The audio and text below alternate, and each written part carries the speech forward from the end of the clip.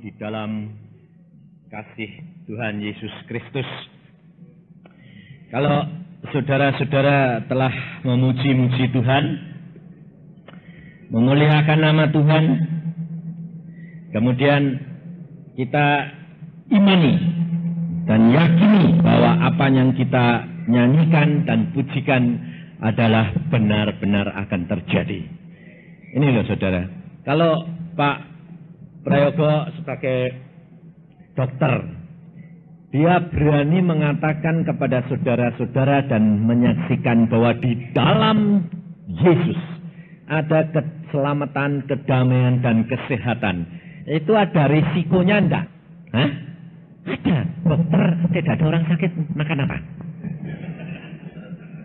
Loh, betul enggak? Kalau dia sebagai seorang dokter, terus terang loh ini, terus terang. Saya juga dulunya dokter gigi jadi ngalami. Sepi, omongannya bilang apa? Hah? Yang di rumah istrinya bilang, kok sepi ya Pak? Loh, lah kalau ngomong gitu itu kira-kira harapannya apa? Lah dek rame kan orang sakit banyak, betul nggak? Dek orang sakit banyak, otomatis duitnya ngalir dah. Lah padahal mbek wong arep-arep loro, betul dah? Ini loh saudara. Tapi kalau dia sebagai seorang dokter berani mengatakan bahwa benar-benar di dalam Yesus ada keselamatan, kedamaian, dan kesehatan, dia tahu persis bahwa berkat bukan dari orang, tapi dari Allah sendiri. Ini loh saudara. Sebab kenyataan hidup, kalau dikatakan orang yang sakit datang itu lebih banyak sehingga otomatis uangnya banyak, itu pikiran secara jasmani. Tapi Allah, firman Allah mengatakan, apa yang tidak pernah timbul dalam pikiranmu, apa yang tidak pernah timbul dalam hatimu, itu diberikan oleh Allah kepada orang yang mengasihi Dia. Ini luar biasa sekali, saudara. Makanya dari itu kita kerap kali terpengaruh oleh apa yang kita dengar. Kita diajarkan, apa yang kita pelajari itu yang memengaruhi.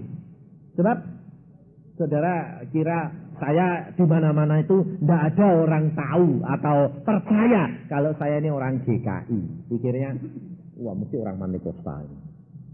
Caranya ngomong, caranya nyanyi. Saya orang GKI. Sampai orang Pantekosta bilang, Pak Isa, orang GKI itu kenapa kok enggak bisa tepuk tangan ya? Oh, benar.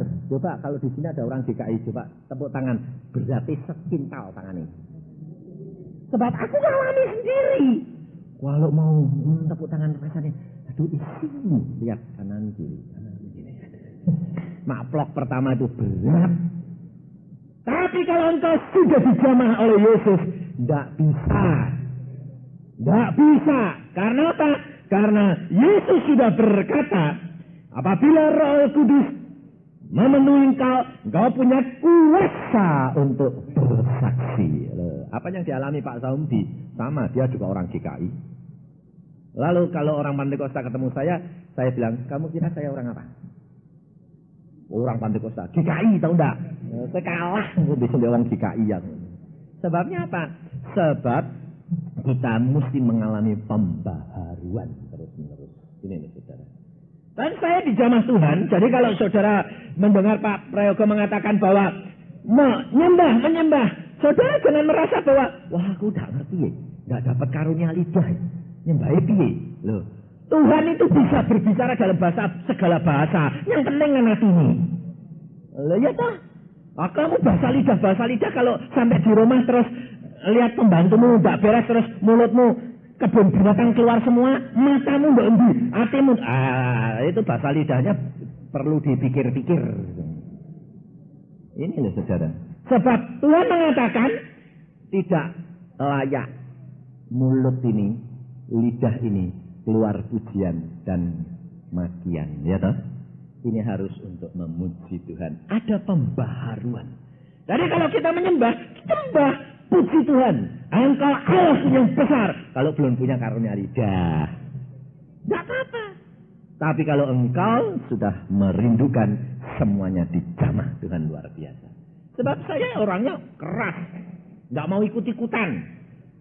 Jadi pada waktu tahun 71, Tuhan tanya sama saya, Yusa, engkau kenapa enggak kepingin karunia bahasa lidah?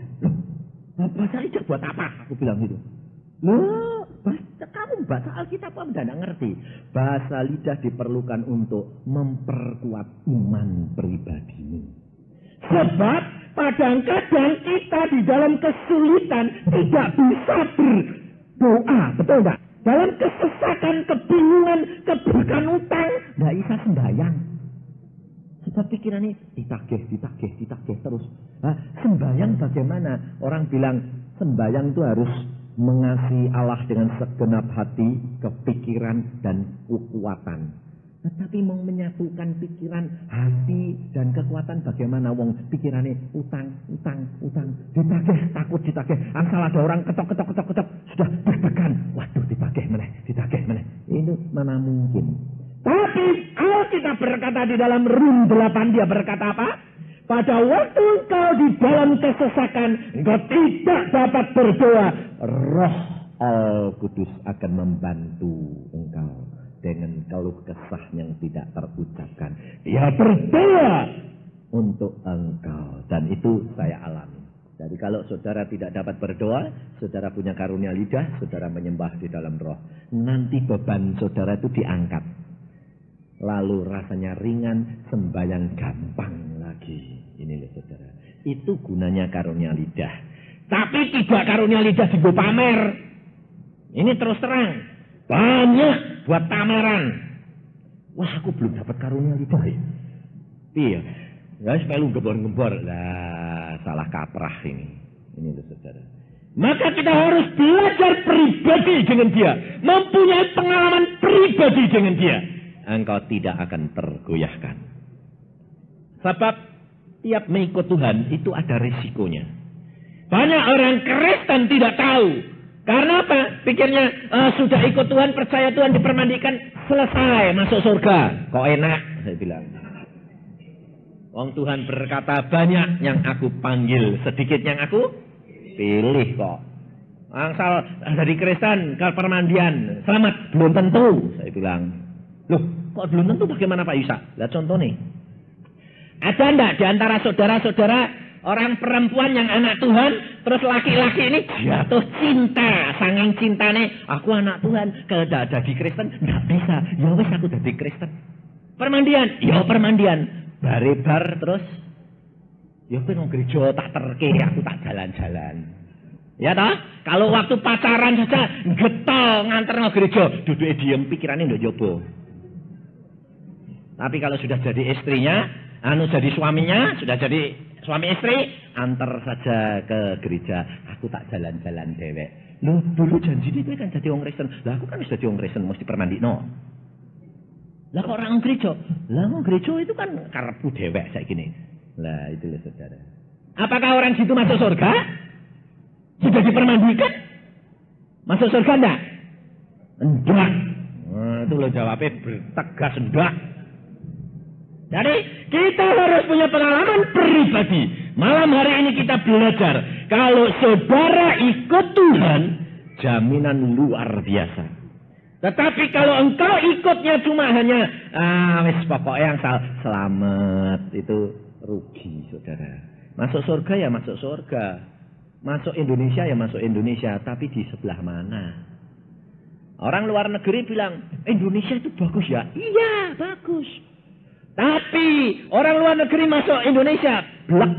Coba cemplung ke ngene Irian Barat ngono. Bingung ya, ini apa Indonesia kok kayak gini?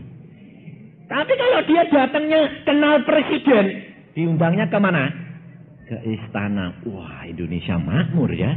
Wah, luar biasa. Loh iya. Nah, tapi kalau kenalnya mbak orang Irian, mlebu Irian. Lah saudara juga kenalnya ke surga itu kenal Yesus, masuk istananya Yesus atau masuk di pinggir surga. Asal masuk surga enggak apa-apa toh. Podo-podo enake kok. Enak memang dari tukang kebon bae lah. Ini loh saudara.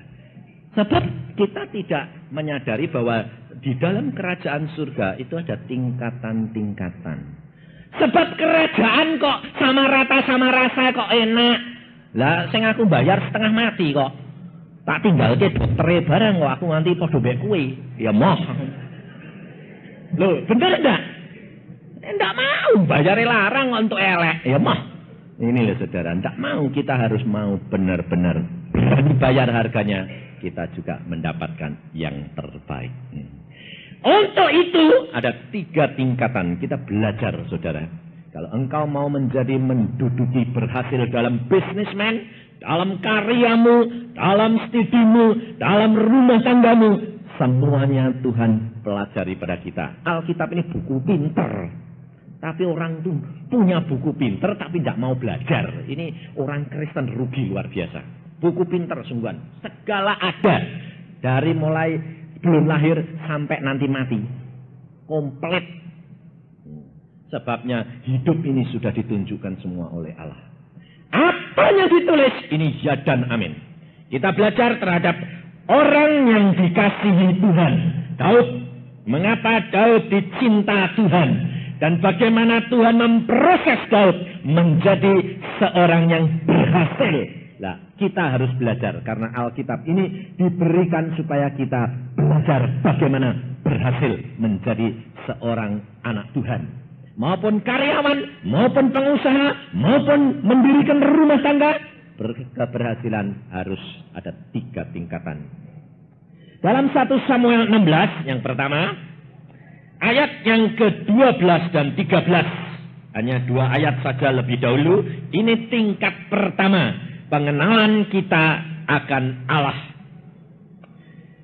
1 Samuel 16 ayat 12 dan 13. Kemudian disuruhnyalah menjemput dia. Ia kemerah-merahan, matanya indah dan parasnya elok. Lalu Tuhan berfirman, bangkitlah, urapilah dia, sebab inilah dia. Samuel mengambil tabung tanduk yang berisi minyak itu dan mengurapi Daud di tengah-tengah saudara-saudaranya. Sejak hari itu dan seterusnya berkuasalah roh Tuhan atas Daud. Lalu berangkatlah Samuel menuju Rama. Mari kita berdoa. Tuhan, firman-Mu sudah hamba bacakan. Sekarang Kau berkarya di dalam diri anak-anak-Mu pada malam hari ini. Karena tidak ada yang tidak Engkau pilih malam hari ini untuk menjadi anak Tuhan yang sukses. Karena Engkau punya rencana di dalam kehidupan kami. Tapi berilah kami mengerti dan target yang Engkau berikan kepada kami. Supaya kami tiap-tiap pribadi dapat mencapainya. Karena kami tahu rencana-Mu adalah indah di dalam kehidupan kami. Dalam nama Tuhan Yesus, Engkau Tuhan Roh Kudus, Engkau berkarya dengan bebas. Dan Engkau berhak melakukan semuanya ini. Amin. Kalau saudara perhatikan, Daud pada waktu dilantik, saya tidak akan berbicara perkara dia muda karena ini campuran orang tua. Jadi pada waktu dia dilantik oleh Samuel menjadi apa? Raja. Dan pada waktu dia dilantik, maka saat itu Roh Allah berkuasa dalam dirinya siapa? Daud. Apakah pada saat itu terus Daud jadi raja? Hah? Tidak. Apakah Daud pada saat itu dia menempati kedudukan raja? Tidak. Itu adalah iman, di mana dia mulai percaya dipilih oleh Allah. Maka dia dipilih oleh Allah, diurapi, dan saat itu Roh Allah ada di dalam dia. Ini saudara. Ini keadaan sama dengan kita. Kenapa kita bisa menjadi orang Kristen? Bukan saudara yang memilih Yesus. Yesus yang memilih saudara. Saudara dipilih, dipanggil, diundang, dilantik menjadi orang Kristen. Sejak saat itu engkau mengaku Yesus sebagai Tuhan dan Juru Selamat, engkau dipermandikan, Roh Allah tinggal di dalammu. Ini loh saudara. Saya kerap kali ditanya, loh, wah kok ada baptisan roh? Kalau gitu orang Kristen itu yang sudah dibaptis itu tidak punya Roh Kudus. Punya, saya berkata, punya. Karena Alkitab yang berkata, di mana engkau mengaku Yesus Kristus sebagai Tuhan dan Juru Selamat, maka Roh Al-Kudus akan masuk dalam hatimu. Dan sejak itu berkuasa.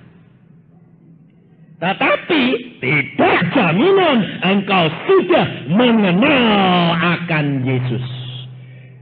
tidak menjamin bahwa engkau sudah menduduki menjadi anak-anak raja.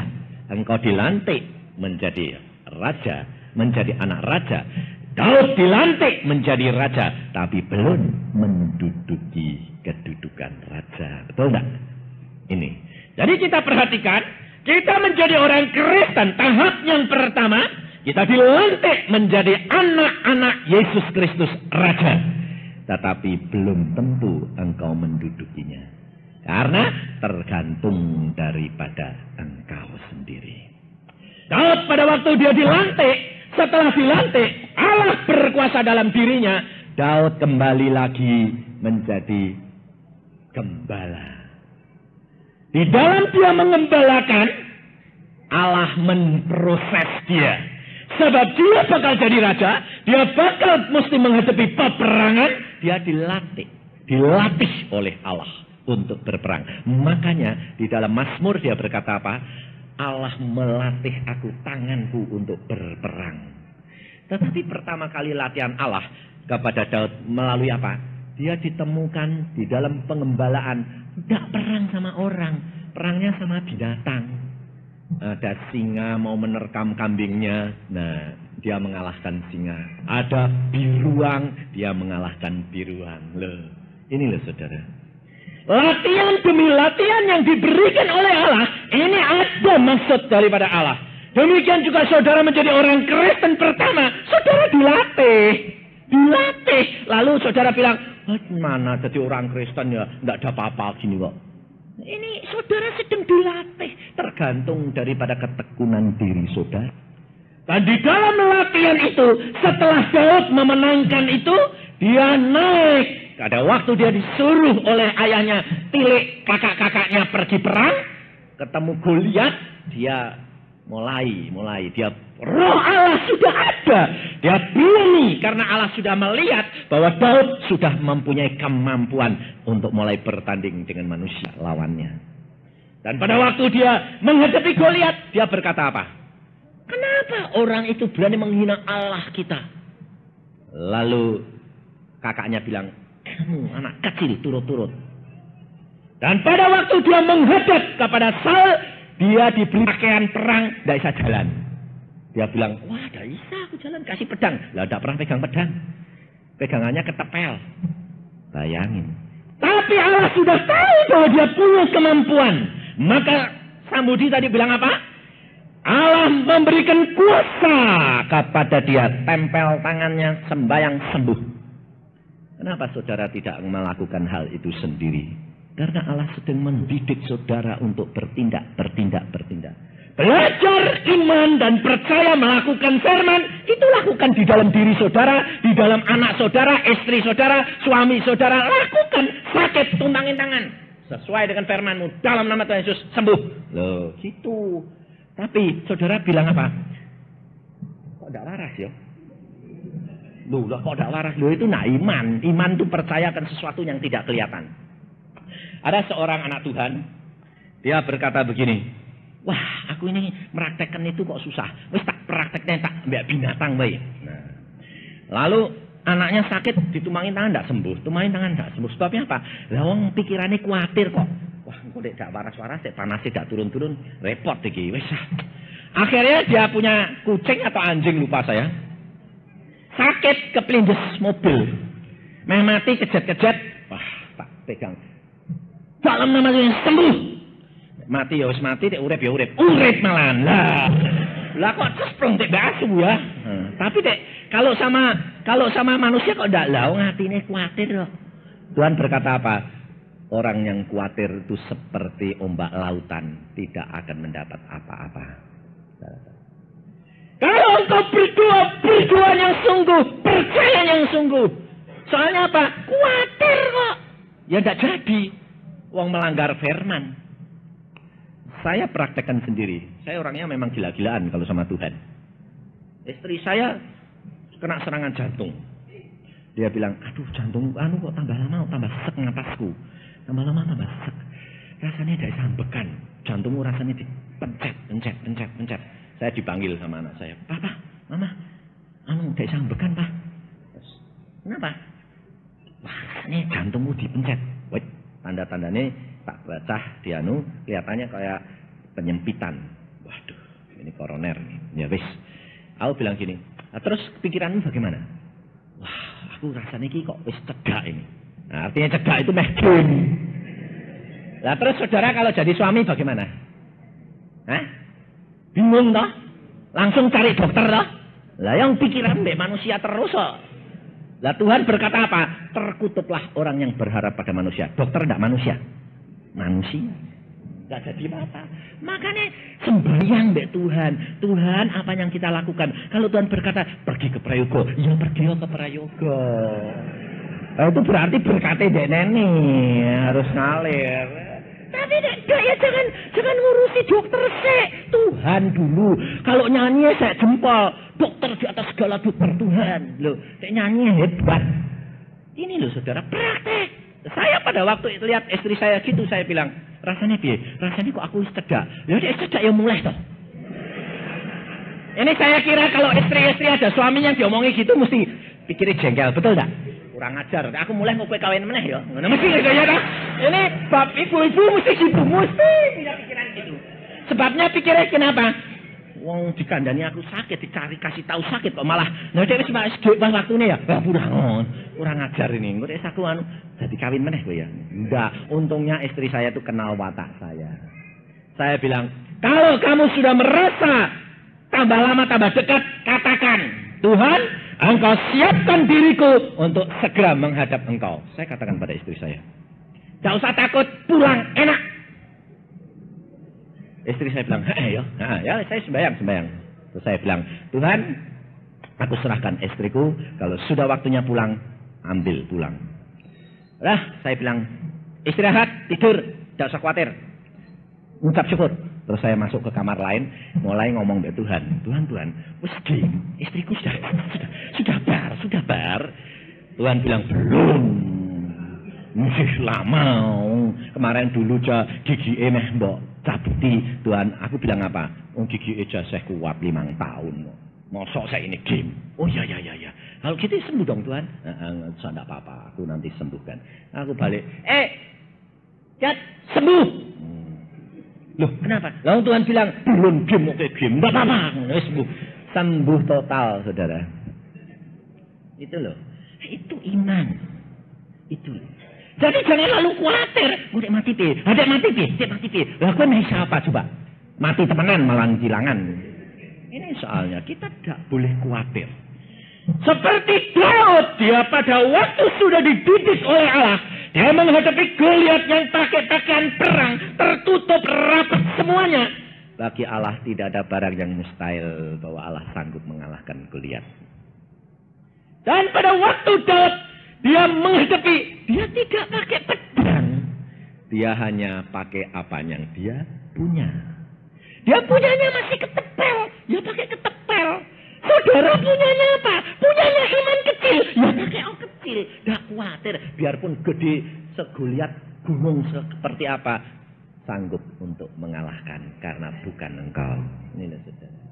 Kita tidak usah takut, tidak usah berkata, ya ada imanku kayak Pak Samudi, kayak Pak Prayogo, kayak Pak Yusa, ya bisa. Allah berkata, apa yang engkau punya, itu cukup untuk mengalahkan musuhmu. Ini loh saudara.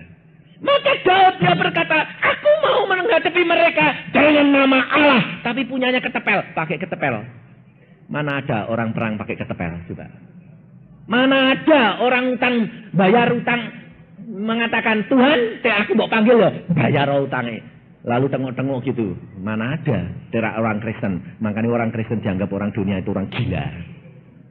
Orang sinting. Tapi Allah itu luar biasa. Alkitab mengajar kepada kita harus berani bertindak. Apa yang kamu punya, kamu lakukan. Itu akan terjadi. Coba renungkan. Sekuat-kuatnya ketepel itu karete sekuat apa toh? Kok batok kepala itu tembus sama batu bunder itu logikanya di mana coba? Alkitab berkata loh. Daud pada waktu dia ngetepel langsung batunya itu masuk dahinya Goliat. Itu masuk ke dalam otaknya dan langsung mati. Wong saya dulu waktu waktu praktikum di kedokteran gigi, kepala ini tak tutup atas, tak ambil ganden, tak coba. Tok! Loh, lah kok tak mating. Ini waktu masuk bolong. Logikanya di mana? Itu karena Allah yang memberikan tenaga untuk masuk, saudara-saudara. Bukan Daud yang melakukan. Bukan engkau yang melakukan kalau engkau punya iman cuma seperti ketepel.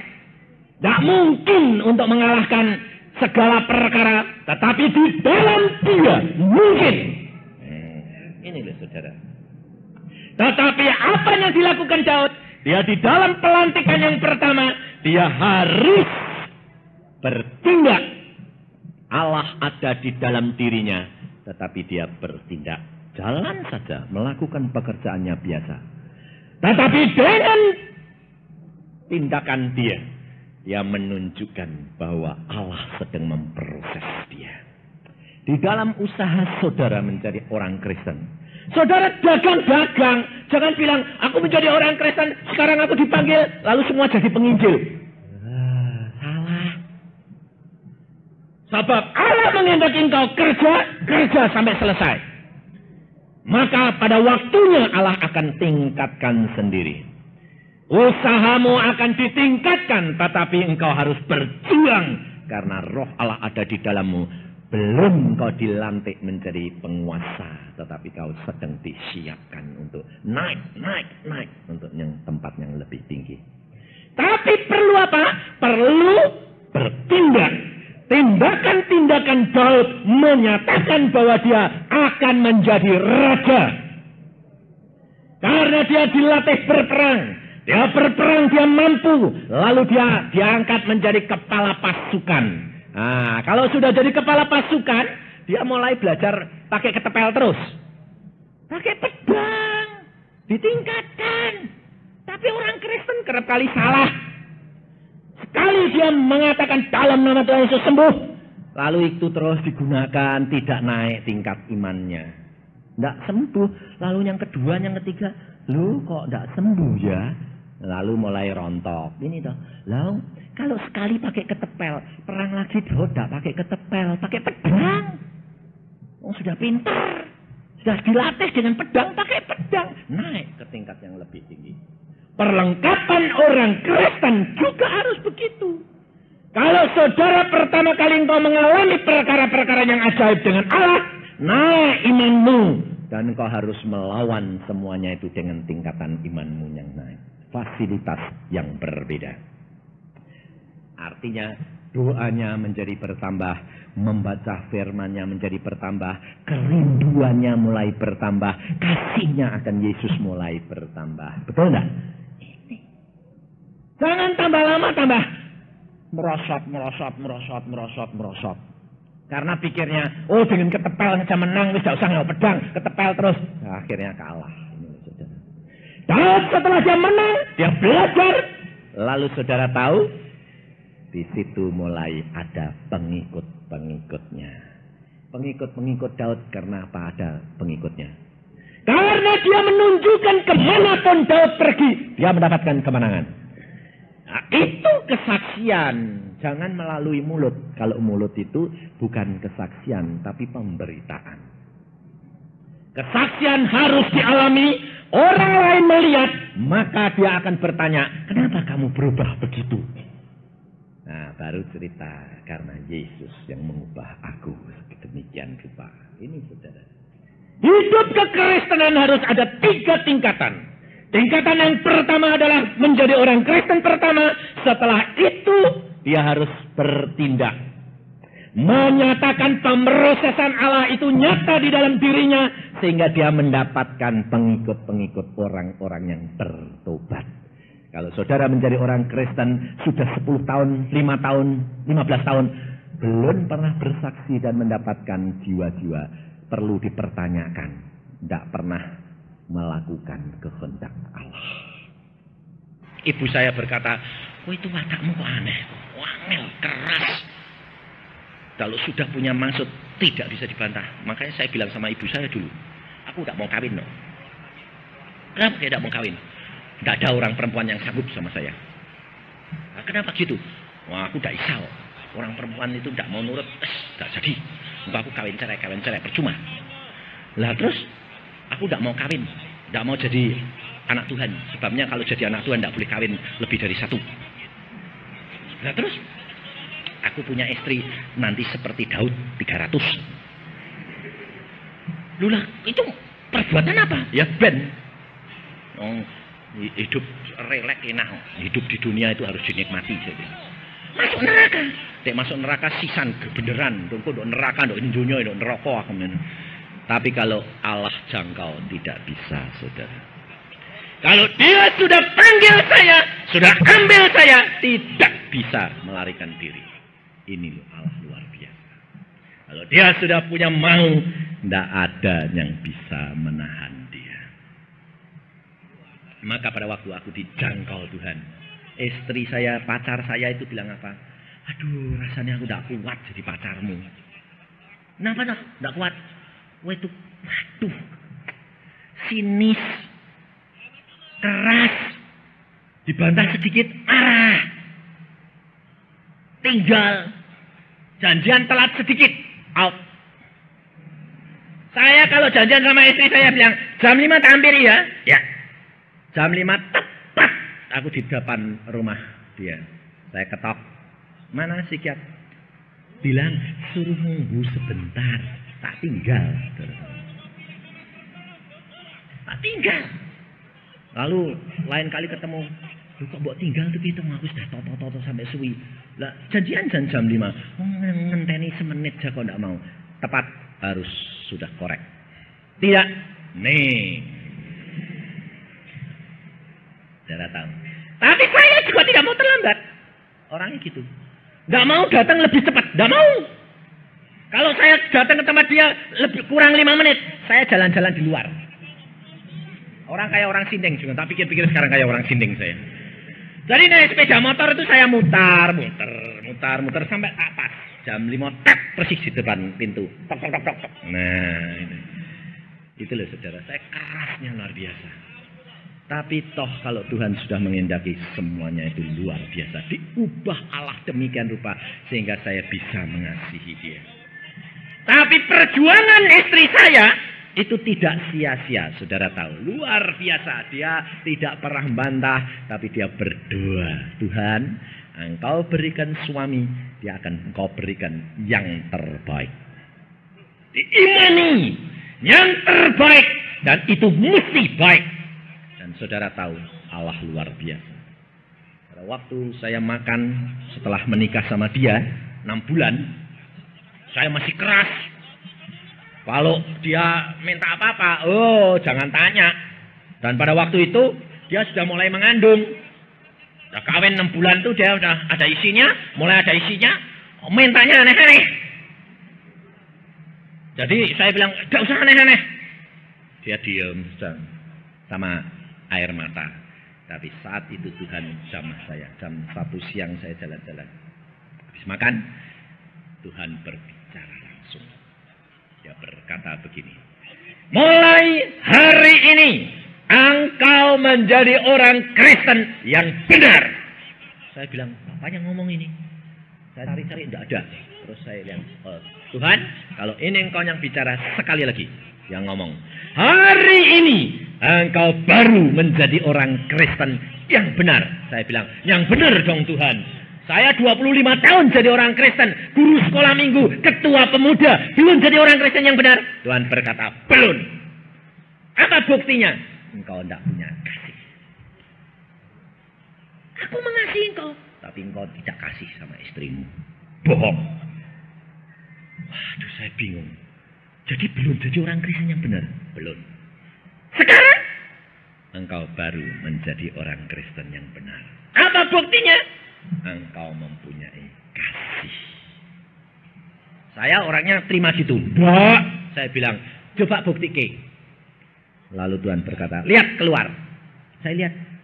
Ya pohon kates gitu. Di luar tuh ada pohon papaya yang saya mau potong. Bilang, soi ja pohon papaya ini, potong. Lalu Tuhan berkata, lihat pohon papaya itu. Saya lihat berubah, saudara. Loh, saya kok bisa kasih sama pohon? Ya, pohon ini ciptaan Tuhan. Kasihan ya. Baik. Tidak usah dipotong, saudara. Lalu Tuhan berkata, pohon saja kamu bisa mengasihi, bisa mengerti dia. Apalagi istrimu. Oh iya. Saya bilang, terima kasih Tuhan. Hati ini rasanya damai luar biasa.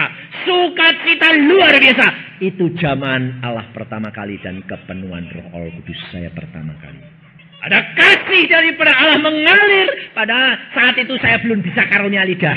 5-6 tahun kemudian saya baru berkarunia lidah tahun 71. Dan pada waktu saya mau karunia lidah, Tuhan berkata, kenapa kamu tidak rindu karunia-karunia yang lain? Loh, kalau engkau mau beri dong, aku mau dah. Minta, ya. Bagaimana? Doa puasa. Tapi aku tidak mau loh, ditumang-tumang tangan, saya bilang. Siapa yang bilang kalau kepenuhan roh harus tumang-tumang tangan? Loh, biasanya di gereja Pantekosta itu, siapa yang mau kepenuhan roh? Maju depan, tumang tangan. Tidak ada, agen Roh Kudus itu tidak ada. Tidak ada agen. Agen itu penyalur, itu tidak ada. Roh Kudus bertindak asli. Kalau dia mau kasih. Biarpun ditumang tangan perpuluhan kalian, 10 kali tidak akan anu. Lah istri saya itu orang Pantekosta kok. Tapi belum punya karunia lidah. Karena apa? Ya saya bilang, sudah punya karunia lidah? Belum. Loh, gereja sudah ada. Ada. Lah kok tidak maju? Maju puluhan kali. Ya sudah diuyak-uyak tapi tidak tahu bisa. Lah mungkin gue kurang anu. Kurang Allah sudah suruh apa ya aku turut kok. Tapi belum bisa. Oh, kalau gitu memang anugerah Tuhan ini ajaib. Pribadi dia itu tidak bisa di agen-ageni, tidak mau, tidak ada agen dia. Terus Tuhan berkata, doa puasa sama istrimu, aku akan penuh berikan apa yang aku punya. Saya doa puasa sama istri saya 3 hari 3 malam, tapi bukan 3 hari 3 malam, 3 hari malamnya makan. Hanya kalau pagi jam 6 sampai jam 6 gitu loh. Tidak makan, tidak minum. Jadi tetap kerja tapi tidak makan, tidak minum. Banyak berdoa, baca Alkitab, ngantar sekolah ya ngantar, kerja ya kerja. Tapi tidak makan, tidak minum. Hari ketiga Tuhan berkata, masuk kamar, kunci, berdoa, aku akan jamah engkau. Saya dengan istri saya bayang terus. Pertama kali saudara tahu, tangan saya ini kena setrum. Saya bilang, ini apa? Muka mata, dek. Sembayangan merem. Sing ngajari sembayang merem siapa dah? Saudara kalau sembayang otomatis tutup mata dah? Ya dah? Siapa sing ngajari? Loh, ajar dari mana coba? Sembayang mesti merem, siapa sing ngajari coba? Sing ngajari siapa? Tidak ada Alkitab sembayang mesti merem. Ada tak? Ada tak Pak? Tidak ada. Tapi kenapa sembayang kok suruh merem? Sebabnya zaman dulu itu pendetanya tidak ada pendeta perempuan, betul tidak? Pendetanya itu laki-laki. Laki-laki mata keranjang. Sembayang matanya menolong delok wong itu wah bingung, tidak bisa konsentrasi. Jadi merem. Lah saudara orang lihat pendetanya merem, ya merem. Nah ya, tapi tidak ada yang ngajari merem itu tidak ada. Sebarang merem. Ini loh saudara. Maka pada waktu itu saya berdoa, tangan ini dijamah luar biasa strum. Saya buka mata model saya, orangnya rasional. Saya bilang, setrum dondi. Tidak ada. Saya bilang, apa sih ini? Saya bilang, apa ini Tuhan? Ini apa-apaan? Saya bilang, saya tidak mau aneh-aneh. Gini aku bilang, tidak bisa saudara. Terus berjalan kayak setrum ribuan watt. Tangan gini terus. Dalam nama Yesus. Piji. Tidak mau piji. Terus. Yang paling repot di mulut. Gigi saya itu tok. Lah aku dokter gigi tahu. Waduh, jebol kabeh ini nanti. Aku bilang gitu, wah buka mulut. Malah karena buka mulut, lidahnya bergerak sendiri. Keluar bahasa lidah yang aneh. Dan pada waktu saya keluar bahasa lidah yang aneh, istri saya nangis teriak-teriak. Kenapa? Iri. Tuhan, kok ada adil? Kenapa suamiku mau kasih aku enggak? Tuhan berkata begini. Anak, suamimu itu orang yang keras hati. Suamimu itu kalau tidak dipaksa, tidak akan percaya. Tapi engkau, anak Tuhan yang lembut. Kau tidak usah dipaksa. engkau sudah menerima anak. Dan dia tidak merasakan apa-apa. Tapi hari itu belum keluar bahasa lidahnya. Kemudian dia besok lusanya dia memuji Tuhan. Saya ada sembahyang jam 5 pagi. Setiap jam 5 kita mesti berdoa. Kita sedang berdoa. Dia keluar bahasa lidahnya dengan lembut, halus. Kalau bahasa lidah saya kemerotok kayak orang Jepang. Sebab orangnya kasar. Ini loh saudara. Allah bertindak sesuai dengan sifat dan perangainya masing-masing. Jangan iri. Jangan lihat orang lain. Allah sanggup memberikan sendiri pengalaman-pengalaman engkau dengan dia. Pada waktu tahun itu setelah saya menikah 6 bulan saya dijamah oleh Tuhan. Saudara tahu? Luar biasa perubahannya. Langsung saya sorenya istri saya sudah mengandung. Dia bilang ini, aku kok kepengen dia kalau minta tidak berani terus terang. Sebab dia tahu watak saya. Dia belum tahu kalau saya sudah berubah. Saat itu sudah dijamah Tuhan. Dia bilang, aku kok kepengen makan bakso. Di mana? Di Kelitren. Ya yuk tak antar. Kaget dia. Loh, gue mau. Oh mau. Naik apa? Dia takut ragu-ragu. Saya tanya, naik apa? Punya sepeda motor, tapi dia bilang, aku kok kepengen naik sepeda.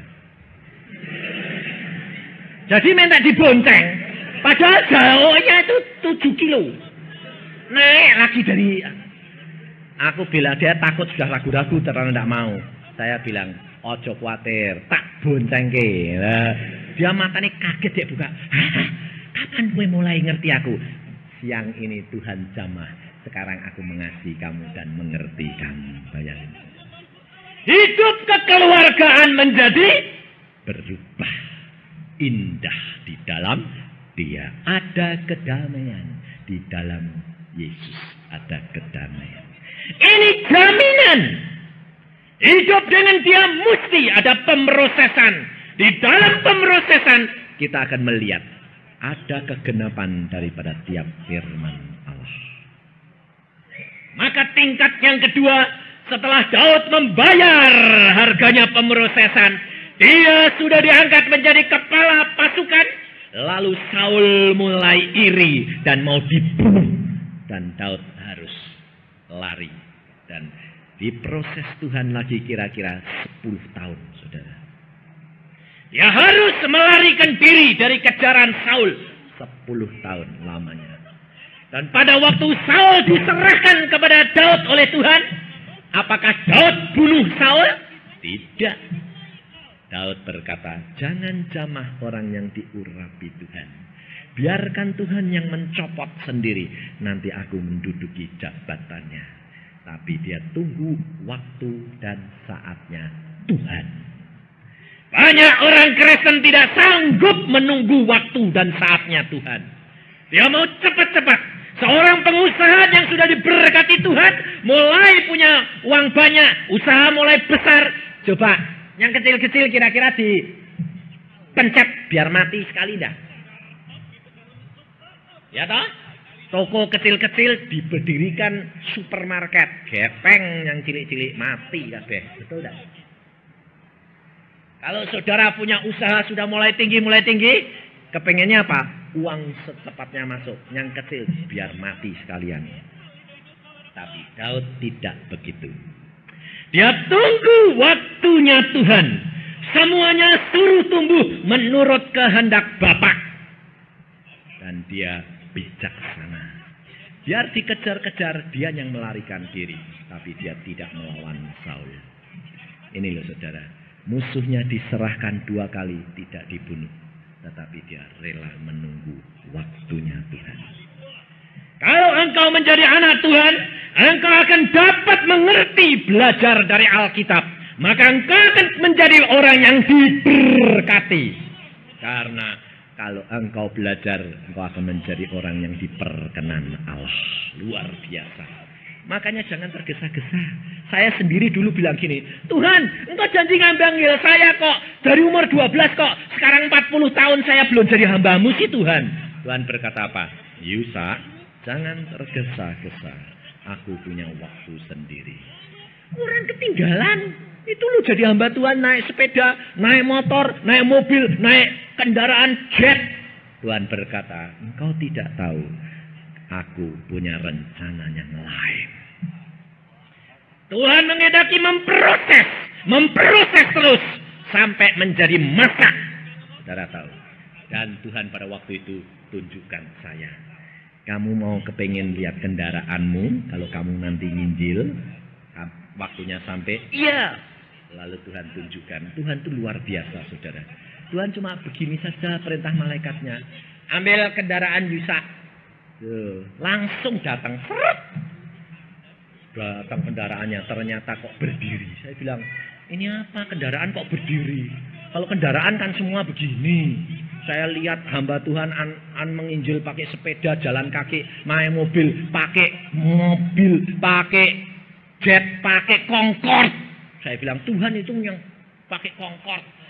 Nah, aku ya ketinggalan. Tuhan berkata, jangan membatasi kuasa Allah. Mana kendaraanku? Lihat. Lah kendaraan kok berdiri gini, ini apa? Aku bilang gitu. Lalu Tuhan berkata, kamu tahu? Ini roket. Langsung Tuhan bilang, jalankan. Cek. Wah. Lalu Tuhan berkata, engkau tahu, aku didik engkau, aku proses engkau, lain daripada yang lain. Kenapa? Karena mereka pakai jet, pakai segala, pakai Concorde, mereka tidak dapat lepas daya tarik bumi. Muter-muter tetap di bumi. Tapi roket bisa tembus daya tarik bumi, bisa kembali sesuka Anda. Wah, saya bilang, jadi maksudnya apa Tuhan? Engkau lepas dari ikatan-ikatan duniawi. Ini loh saudara. Dari keuangan, dari kebanggaan, dari seks. 3, tahta, wanita, dan harta. Oh ya, saya tahu. Ini saudara. Kalau engkau tidak mau tunggu waktu dan saatnya Tuhan, Tuhan berkata, oke, kamu mau pilih sendiri, boleh. Tapi engkau rugi. Pemrosesan belum selesai. Engkau dahului kehendak Dia. Engkau akan hidup penuh dengan perjuangan, saudara. Maka pada waktu Tuhan panggil, saya mengatakan, baik, aku tunggu waktumu Tuhan. Pada waktu Tuhan panggil, dan saya tidak pernah menjadi penginjil menawarkan diri. Saya mau datang ke kota ini, tolong carikan pelayanan. Tidak. Saya berkata, Tuhan, engkau yang panggil aku, engkau yang sediakan pelayanan. Kalau tidak, aku tidak melayani, aku tetap tinggal di rumah. Lu enak nunggoni bojone ya. Saya itu orangnya gitu, tidak peduli saya. Dan Tuhan mengatakan, aku yang perintah untuk minta kepadamu. Setiap permintaan, saya mesti doakan dulu. Tuhan, ini aku harus layani enggak? Kalau Tuhan bilang, tidak usah layani, tidak tak layani. Tidak peduli saya. Saya orangnya tidak peduli. Ini loh saudara. Saya hanya mengabdi kepada Dia. Dan hanya kepada Dia. Selama mengabdi kepada Dia, segalanya dicukupi luar biasa. Dan kalau saudara tahu, kadang-kadang Tuhan berkata apa? Yosa, diam diri di rumah. Berapa lama Tuhan? 3 minggu. Tidak usah keluar. Saya di rumah, tidak ngelayani. Saudara. Berdoa puasa, banyak membaca firman Tuhan, berdoa dengan Dia. Istri saya tanya, kau tidak melayani? Tidak. Suruh nunggoni kue, lumayan. Lah terus kebutuhan keluarga piye? Tuhan akan cukupi. Caranya tidak tahu, urusannya Dia. Tiap bulan tercukupi, tidak pernah kekurangan. Ini saudara. Padahal kebutuhan saya minimal 1,5 juta 1 bulan. Siapa pendeta siapa yang gajinya 1,5 juta? Tidak ada. Nah, bangkrut gerejone kan bayari 1,5 juta. Ini loh saudara. Tapi Allah itu luar biasa. Maka di dalam tingkatan Daud yang kedua, dia dilantik lagi. Loh, ini loh. Sudah dilantik menjadi raja, kenapa harus dilantik lagi? Ini kerap kali orang Kristen tidak ngerti. Ya pada waktu sudah dikejar-kejar Saul, Saul pada waktu sudah mati, Daud dilantik lagi oleh orang Yehuda.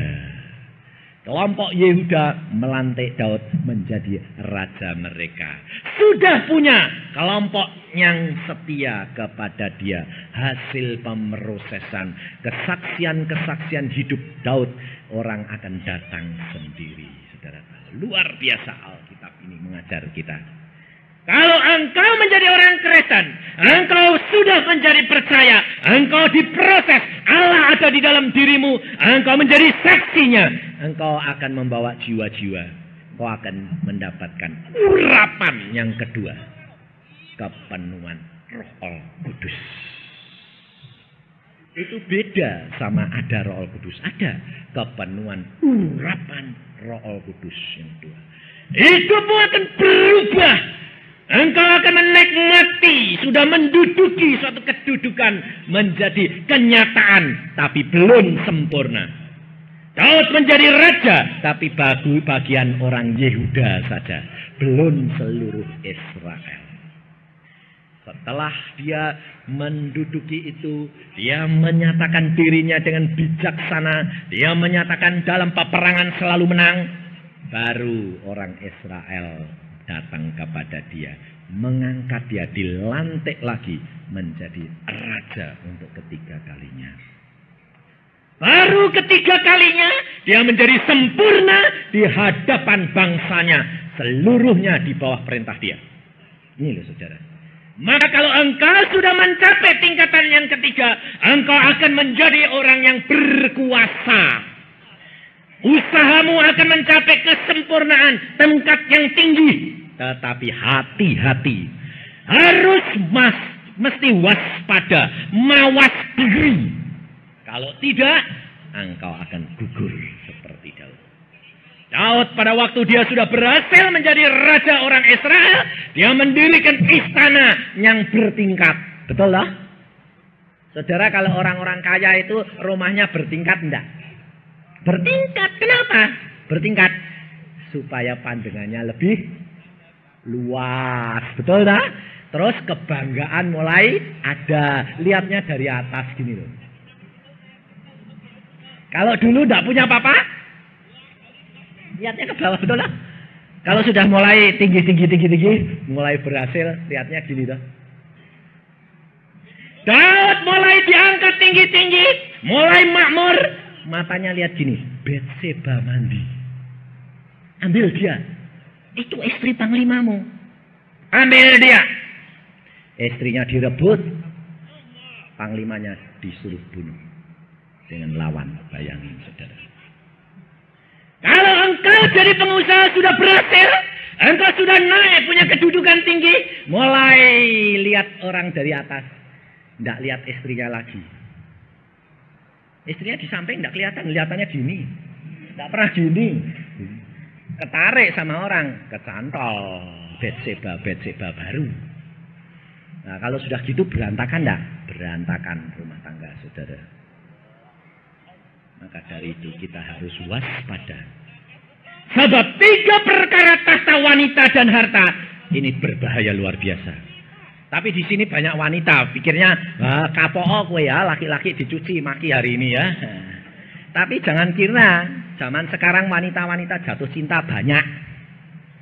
Mak-mak jatuh cinta sama cucuke banyak-banyak.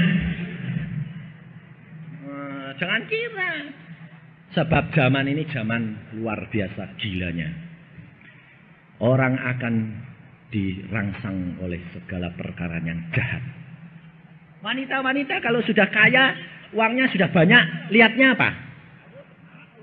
Dia tidak jatuh cinta sama wanita, enggak. Sudah tambah tua. Tapi apa? Harta. Lihat yang kelip-kelip loh. Ya dah, mulai tren tap. Nah ini, itu harta, wanita dan tahta, kebanggaan. Kesombongan. Lalu memerintah seenaknya, berkuasa. Ingat saudara, semuanya itu hanya anugerah Allah, bukan usahamu. Tetapi karena engkau melekat kepada Allah, Allah memberikan dan mengaruniakan kepadamu. Engkau harus mengucap syukur kepada dia. Maka di dalam dia engkau akan diangkat tinggi-tinggi. Naik, naik, naik. Menjadi sempurna. Karena Allah berkata, hendaklah engkau sempurna. Karena Bapakmu sempurna adanya. Jaminan menjadi anak Tuhan dalam 3 tingkatan. Menjadi kesempurnaan di dalam dia. Rohani dan jasmani. Kedamaian, keselamatan, kesehatan, dan keberkatan. Semuanya diberikan bagi orang yang mengasihi dia.